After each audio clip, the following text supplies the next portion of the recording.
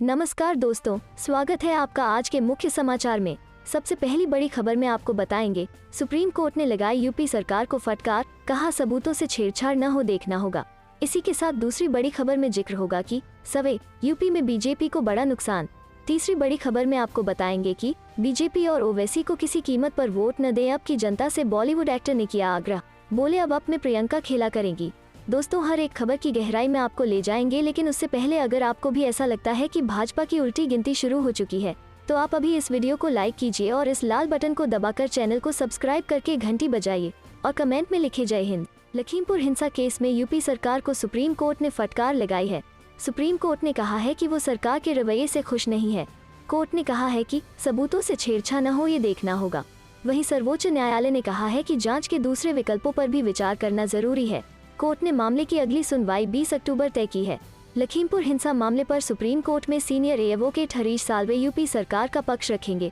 बता दें, इस आज सुप्रीम कोर्ट में लखीमपुर हिंसा मामले की सुनवाई हो रही है, जिसमें यूपी सरकार की तरफ से वकील हरीश साल्वे पक्ष रखेंगे।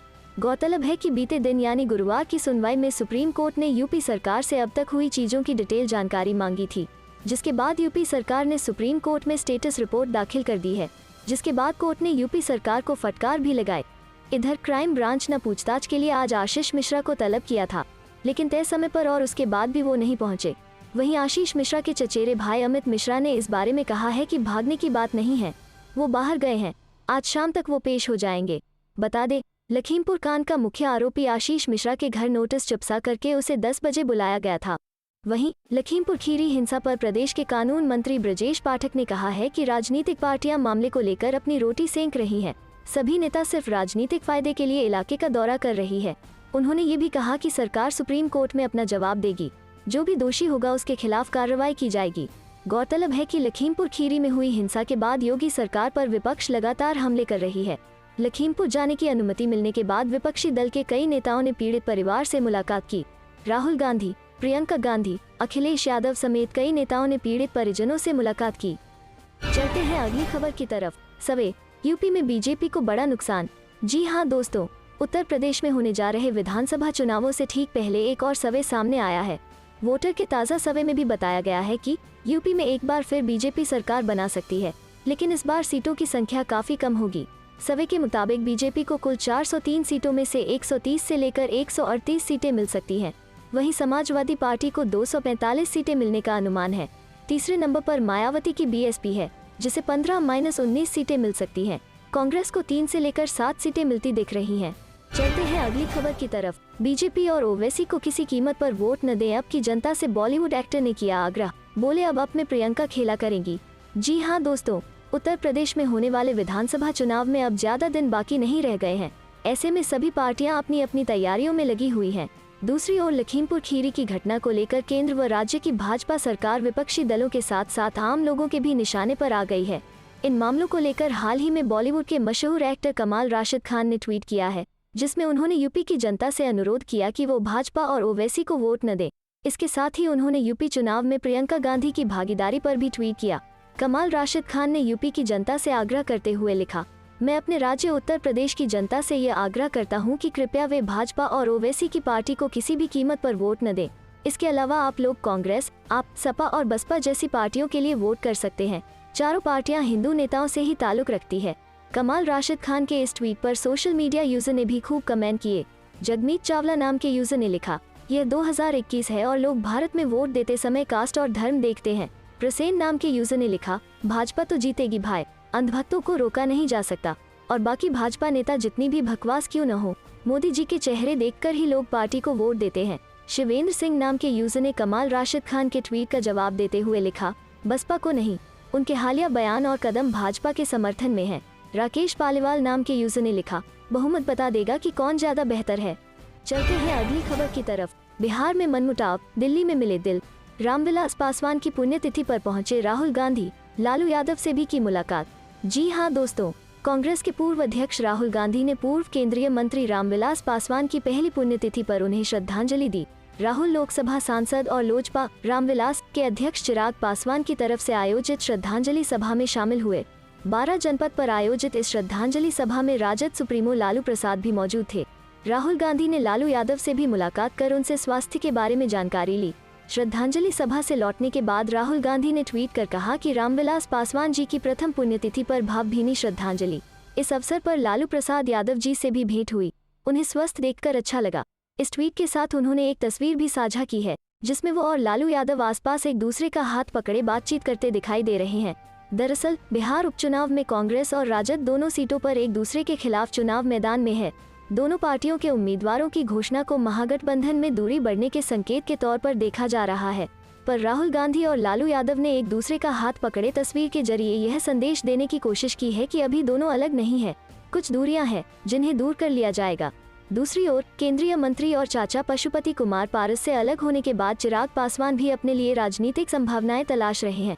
उपचुनाव में उन्होंने दोनों सीट पर उम्मीदवार उतारने का ऐलान किया है, पर विधानसभा चुनाव में गठबंधन का विकल्प खुला रखा है। राजद पहले ही चिराग पासवान के साथ तालमेल करने की पेशकश कर चुका है। ऐसे में बिहार में समीकरण बदल सकते हैं। चलते हैं अगली खबर की तरफ। एमपी में लाखों किसानों को अपात्र बताकर वसूली का नोटिस थमा रही बीजेपी सरकार, अब धमकाया जा रहा है। कमलनाथ, जी हां दोस्तों, मध्य प्रदेश के पूर्व मुख्यमंत्री और कांग्रेस के प्रदेशाध्यक्ष कमलनाथ ने बीजेपी सरकार पर किसानों को अपमानित करने का आरोप लगाया है। पूर्व मुख्यमंत्री कमलनाथ ने एक बयान जारी कर कहा कि पहले प्रधानमंत्री किसान सम्मान निधि के नाम पर प्रदेश में उपचुनावों को देखते हुए बढ़ चढ़कर किसानों के खाते में राशि डलवाई गई। इसका खूब प्रचार प्रसार किया, खूब श्रेय लिया गया और अब प्रदेश में लाखों किसानों को अपात्र बताकर उन्हें राशि की रिकवरी और वसूली के नोटिस थमा दिए गए हैं। अब उन्हें वसूली के लिए धमकाया जा रहा है, उनकी जमीनों को बंधक बनाने की धमकी दी जा रही है। इस तरह का कृत्य कर भाजपा सरकार किसानों का रोज अपमान कर रही है। कमलनाथ ने किसानों का पक्ष लेते हुए कहा कि कायदे से तो इस राशि की वसूली उन जिम्मेदार अधिकारियों से होना चाहिए जिन्होंने बगैर जांच के अपात्र किसानों के नाम सूची में जोड़ दिए, उनके खातों में ऑनलाइन राशि ट्रांसफर कर दी, लेकिन निशाना सिर्फ किसानों को बनाया जा रहा है।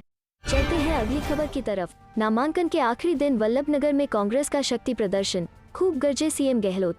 जी हां दोस्तों, वल्लभनगर विधानसभा चुनाव को लेकर प्रदेश के मुख्यमंत्री अशोक गहलोत ने आज कांग्रेस प्रत्याशी प्रीति शक्तावत के समर्थन में विशाल चुनावी जनसभा को संबोधित किया। इस मौके पर सीएम गहलोत के साथ प्रदेश कांग्रेस प्रभारी अजय माकन, पीसीसी चीफ गोविंद सिंह डोटासरा, पूर्व पीसीसी चीफ सचिन पायलट, चिकित्सा मंत्री डॉक्टर रघु शर्मा, प्रभारी मंत्री प्रताप सिंह खाचरियावास, उद्योग मंत्री प्रताप जैन भाया, सहकारिता मंत्री उदयलाल आंजना सहित पार्टी के कई वरिष्ठ पदाधिकारी मौजूद रहे। सीएम अशोक गहलोत करीब 1 बजे सभा को संबोधित करने के लिए वल्लभनगर पहुंचे, जहां पार्टी पदाधिकारी की ओर से सीएम गहलोत का बड़ी गर्मजोशी से स्वागत किया गया। सभा को संबोधित करते हुए सीएम अशोक गहलोत ने कहा कि कांग्रेस आलाकमान ने वल्लभनगर की जनता पर विश्वास जताते हुए प्रीति शक्तावत को चुनावी मैदान में उतारा है। ऐसे में आप सभी का सहयोग मिलना बेहद जरूरी है। चलते हैं अगली खबर की तरफ। उपचुनाव, कांग्रेस ने जारी की 20 स्टार प्रचारकों की सूची, इन नेताओं के साथ लिस्ट में कन्हैया कुमार का भी नाम। जी हां दोस्तों, कांग्रेस ने 30 अक्टूबर को होने वाले लोकसभा व विधानसभा उपचुनावों के लिए कमर कस ली है। पार्टी ने शुक्रवार को 20 स्टार प्रचारकों की सूची जारी की। कांग्रेस के स्टार प्रचारकों में छत्तीसगढ़ के सीएम भूपेश बघेल, पंजाब के सीएम चरणजीत सिंह चन्नी, हरियाणा के पूर्व सीएम भूपिंदर सिंह हुड्डा, वरिष्ठ नेता आनंद शर्मा, राजीव शुक्ला, सचिन पायलट, नवजोत सिंह सिद्धू और हाल ही में कांग्रेस में शामिल हुए कन्हैया कुमार भी शामिल हैं। चलते हैं अगली खबर की तरफ। मोदी के नोटबंदी से तालाबंदी तक के सफर में डूब गई अर्थव्यवस्था, गौरव बल्लभ। जी हां दोस्तों, कांग्रेस के वरिष्ठ नेता प्रोफेसर गौरव बल्लभ ने कहा है कि प्रधानमंत्री नरेंद्र मोदी के नेतृत्व वाली सरकार के पास कोई आर्थिक नीति नहीं है, जिसके कारण जीडीपी गिर रहा है, संगठित और असंगठित क्षेत्र खत्म हो रहा है, बेरोजगारी 4.5 दशक के शीर्ष पर है और उद्योगों पर ताले लग रहे हैं। प्रधानमंत्री नरेंद्र मोदी के गुजरात के मुख्यमंत्री से लेकर प्रधानमंत्री पद तक के 20 साल के सफर पूरा होने पर सरकारी जश्न को लेकर प्रोफेसर गौरव बल्लभ ने कहा कि मोदी सरकार आर्थिक प्रबंध में पूरी तरह विफल है। उसकी आर्थिक नाकामयाबी के कारण सकल घरेलू उत्पाद जीडीपी 2016-17 की तुलना में 2020-21 में घटकर महज 4.3% रह गया है। आर्थिक विकास की दर कोरोना महामारी से पहले ही आधा से कम रह गई थी और फिर कोरोना के कारण पहले से ही कमजोर हो चुकी भारतीय अर्थव्यवस्था दुनिया में सबसे ज्यादा ढह गई। चलते हैं अगली खबर की तरफ। लखीमपुर के दोषियों को बचा रही है योगी मोदी की सरकार, कांग्रेस। जी हां दोस्तों, कांग्रेस ने कहा है कि सरकार ने लखीमपुर खीरी के मामले में उच्चतम न्यायालय में आज जो कुछ कहा है उससे साबित होता है कि प्रधानमंत्री नरेंद्र मोदी और योगी आदित्यनाथ की सरकार कानून को टायर के नीचे रौंदने वाले अपराधियों को बचा रही है। कांग्रेस संचार विभाग के प्रमुख रणदीप सिंह सुरजेवाला ने शुक्रवार को यहां संवाददाता सम्मेलन में केंद्रीय गृह राज्य मंत्री अजय कुमार मिश्रा को केंद्रीय मंत्रिमंडल से बर्खास्त करने की मांग दोहराई और कहा कि इन मामले के दोषियों को तत्काल गिरफ्तार किया जाना चाहिए। उन्होंने कहा कि इस पूरे प्रकरण में 2 न्यायाधीशों की देखरेख में विशेष जांच दल SIT का गठन कर मामले की जांच की जानी चाहिए और पूरे मामले की 30 दिन में व्यापक जांच का काम पूरा होना चाहिए। उनका कहना था कि गृह राज्य मंत्री गुंडाई तरीके से लोगों को धमकाते रहे और उसके बाद लोगों का गाड़ी के नीचे रौंदा गया है। प्रवक्ता ने कहा कि आश्चर्य की बात यह है कि लखीमपुर खीरी मामले में सरकार ने उच्चतम न्यायालय में 2 महत्वपूर्ण बात कही, जिसमें कहा गया है कि आरोपी को पेश होने का नोटिस दिया गया है। उनका कहना था कि ऐसा कभी होता नहीं है कि आरोपी को नोटिस दिया जाए, लेकिन प्रधानमंत्री मोदी और मुख्यमंत्री योगी आदित्यनाथ सरकार में इस तरह के अजीबोगरीब मामले सामने आ रहे हैं। उन्होंने कहा कि न्यायालय में सरकार ने दूसरी आश्चर्यचकित करने वाली बात यह कही है कि लखीमपुर घटना में गोली चलने के सबूत नहीं है, जबकि आरोपी पेश नहीं हुआ और न ही मामले की जांच हुई है, लेकिन उत्तर प्रदेश सरकार ने कह दिया कि उसे घटना स्थल पर गोली के कहीं कोई सबूत नहीं मिले। उत्तर प्रदेश सरकार की यह एक तरह से आरोपियों को क्लीन चिट है। प्रवक्ता ने कहा कि गृह राज्य मंत्री के खिलाफ पहले से ही हत्या का मामला चल रहा है। यह भी देश का पहला मामला होगा जिसमें हत्या के मामले को न्यायालय ने 3.5 साल से दबा कर रखा है। देश में ऐसा कोई कहीं दूसरा मामला नहीं है जहां इतने लंबे समय तक मामले को दबा कर रखा गया है। उनका कहना था कि इस मामले में सरकार बहुत धीमी गति से काम कर रही है और 3 से 8 अक्टूबर तक इस मामले में एक भी अपराधी को पकड़ा नहीं गया है। चलते हैं अगली खबर की तरफ। दलित बस्ती लवकुश नगर में अचानक पहुंची प्रियंका गांधी, लगाई झाड़ू। जी हाँ दोस्तों, कांग्रेस ने यूपी विधानसभा चुनाव का अघोषित बिगुल फूंक दिया है और पार्टी की नज़र दलित वोटों पर है। इसके मद्देनजर पार्टी महासचिव प्रियंका गांधी वारा शुक्रवार को लखनऊ के इंदिरा नगर स्थित दलित बस्ती लवकुश नगर पहुंची। यहां उन्होंने झाड़ू लगाकर सफाई की। कांग्रेस नेता प्रियंका गांधी इंदिरा नगर की दलित बस्ती में जाकर झाड़ू लगाए। इस दौरान उन्होंने कहा कि झाड़ू लगाना स्वाभिमान और सादगी का प्रतीक है। करोड़ों महिलाएं और सफाईकर्मी रोज झाड़ू लगाते हैं। इससे पहले जब लखीमपुर खीरी कांड में मारे गए किसानों के परिजनों से मिलने जाते समय प्रियंका गांधी को सीतापुर में हिरासत में लेकर गेस्ट हाउस में भेज दिया गया था, तब भी उन्होंने गेस्ट हाउस में झाड़ू लगाई थी। उनका सफाई करते हुए वीडियो सोशल मीडिया पर भी जमकर वायरल हुआ था। इस मौके पर कांग्रेस के प्रदेश अध्यक्ष अजय कुमार लल्लू ने कहा कि महात्मा गांधी ने भी झाड़ू लगाई और सत्याग्रह करते हुए अंग्रेजों को जवाब दिया, जो इतिहास है। यूपी ही नहीं पूरे देश की महिलाएं व दलित यह त्याग हर रोज करते हैं। उन्होंने मुख्यमंत्री योगी आदित्यनाथ पर हमला करते हुए कहा कि मुख्यमंत्री जी, आपका महिला विरोधी, दलित विरोधी चेहरा यूपी की जनता के सामने आ गया है। एक दिन आपका यह घमंड टूटेगा। लखीमपुर की घटना ने कांग्रेसियों में भरा जोश। प्रियंका की रैली में 1 लाख की भीड़ जुटाने का दावा। जी हां दोस्तों, यूपी विधानसभा चुनाव को लेकर कांग्रेस महासचिव प्रियंका गांधी वाराणसी में प्रतिज्ञा रैली करने वाली हैं। 10 अक्टूबर को रोहनिया विधानसभा के जगतपुर डिग्री कॉलेज मैदान में रैली होगी। इसे सफल बनाने के लिए वाराणसी के साथ आसपास के जिलों के पदाधिकारियों को भी भीड़ जुटाने का निर्देश दिया गया है। लखीमपुर हिंसा के बाद जिस तरह प्रियंका गांधी ने सक्रियता दिखाई है, उससे कांग्रेस कार्यकर्ताओं में जबरदस्त उत्साह देखा जा रहा है। वे उत्तर प्रदेश में कांग्रेस के लिए इसे एक बड़ी घटना के रूप में देख रहे हैं। लखीमपुर में 4 किसानों की मौत के बाद प्रियंका गांधी समेत विपक्ष को भाजपा को घेरने के लिए एक बड़ा मुद्दा मिल गया था। देश के सभी विपक्षी नेता लखीमपुर में मृतक के परिजनों से मिलने के लिए जाना चाहते थे, लेकिन सबसे ज्यादा चर्चा में प्रियंका गांधी ही रही हैं। प्रियंका गांधी को लखीमपुर जाने के क्रम में सीतापुर PAC गेस्ट हाउस में 60 घंटे तक हिरासत में रखा गया। इसके बाद राहुल गांधी समेत भूपेश बघेल, चरणप्रीत सिंह चन्नी, सचिन पायलट समेत बड़े नेताओं ने एक साथ यूपी की सियासत में अपनी धमक दिखाई। इसके बाद बैकफुट पर आए यूपी सरकार ने कांग्रेस के नेताओं को लखीमपुर जाने की इजाजत दी। चलते हैं अगली खबर की तरफ। गाँवों में उतर गए बीजेपी के झंडे। लखीमपुर पर अखिलेश ने योगी सरकार को फिर घेरा। जी हाँ दोस्तों, यूपी के लखीमपुर खीरी में हुई हिंसा के बाद राज्य सरकार पर विपक्ष का हमला जारी है। लखीमपुर जाने की अनुमति मिलने के बाद विपक्षी दल के विभिन्न नेता एक एक करके पीड़ित परिवार से मुलाकात कर रहे हैं। राहुल गांधी और प्रियंका गांधी के मुलाकात करने के बाद समाजवादी पार्टी के राष्ट्रीय अध्यक्ष अखिलेश यादव ने गुरुवार को लखीमपुर खीरी का दौरा किया और मृतकों के परिजनों से मुलाकात की। उन्होंने यूपी सरकार पर हमला बोलते हुए कहा कि गांवों से बीजेपी के झंडे उतर गए और इस घटना के बाद किसानों में एकता पैदा हो गई है।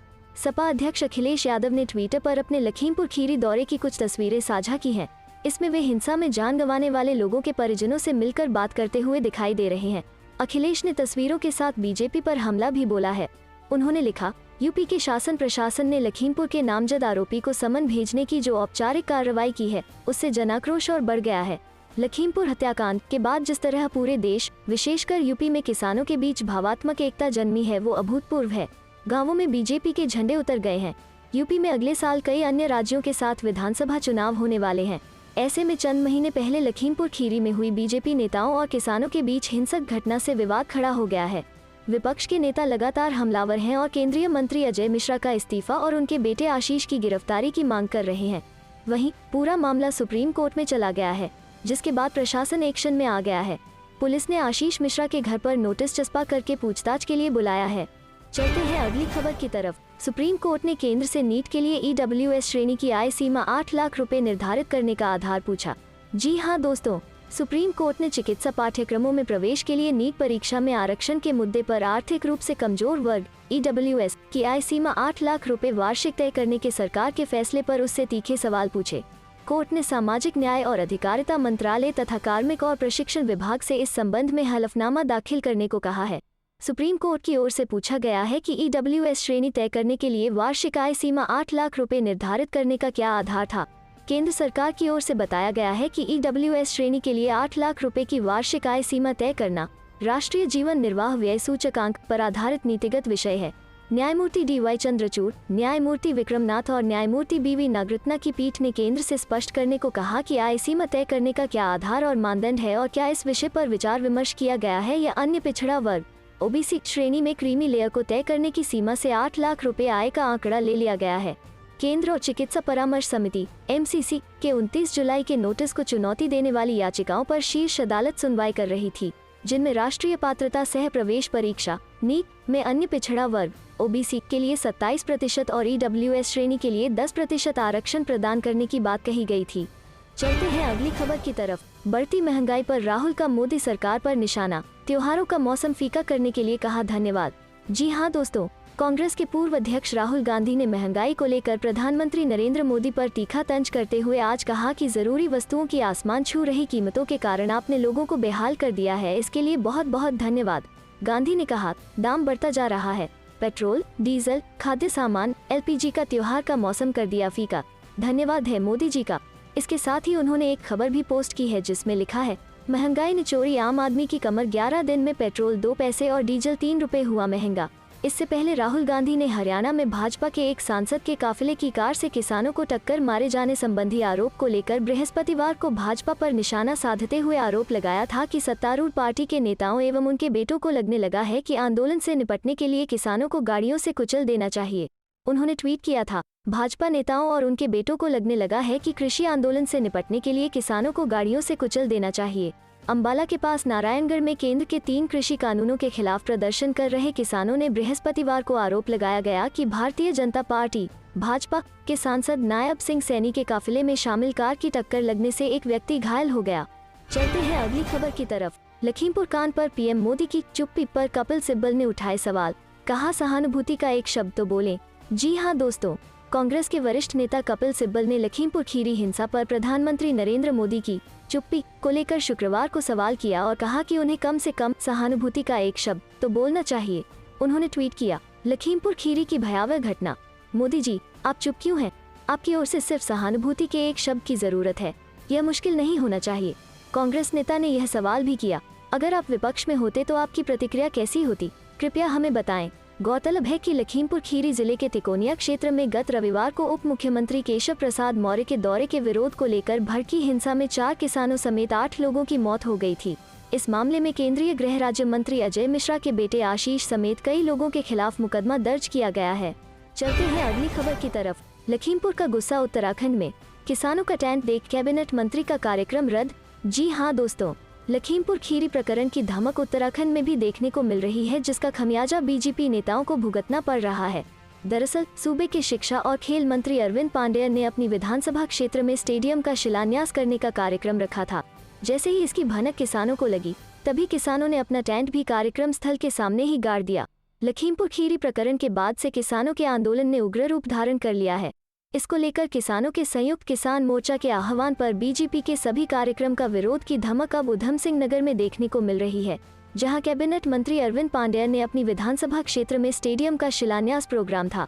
इसको लेकर किसानों ने भारी विरोध कर दिया, जिसका नतीजा यह हुआ कि कैबिनेट मंत्री अरविंद पांडेय ने अपना कार्यक्रम रद्द कर वर्चुअल मोड में शिलान्यास किया।